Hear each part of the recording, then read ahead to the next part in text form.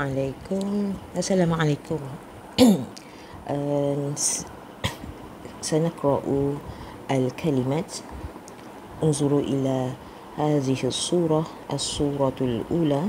هذه الصورة الأولى. سنقرأ مع 1 2 3. أملي أن أكون طبيبا.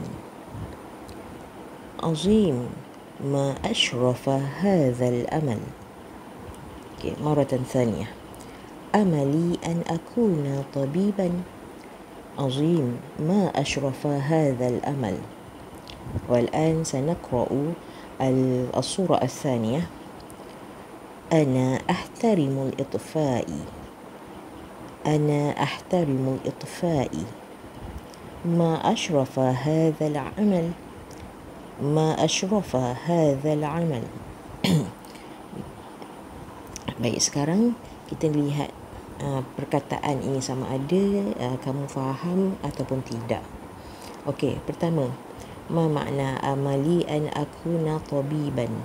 Amali, cita saya. Cita-cita saya.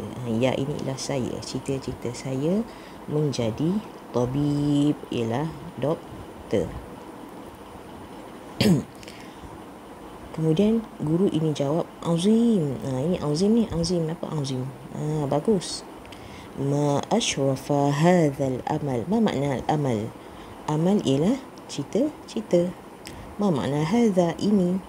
Ma makna ma ashrafa? Alangkah mulianya.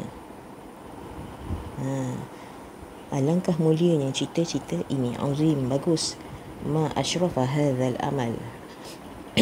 Alangkah mulianya cita-cita ini. Okey, kita lihat kepada gambar yang kedua. Ma makna ana? Saya. Ma makna ahtarimu? Tak tahu lagi. Ma makna itfa'i? Itfa'i ialah bomba. Okey. Kemudian kita lihat pula di sebelah sini. Ma ashrafa hadzal amal, sama dengan yang atas ni. Ma ashrafa hadzal amal, alangkah mulianya cita-cita ini. Okey, ma makna ahtarimu? Ahtarimu bermakna menghormati.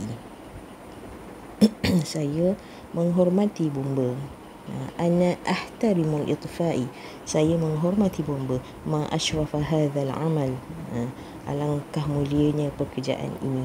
Okay, kenapa dia menghormati bomba? Sebab bomba dia membantu orang kan. Jadi kita, kalau orang bantu kita, kita perlu ada rasa hormat dan berterima kasih kepada orang itu. Okay.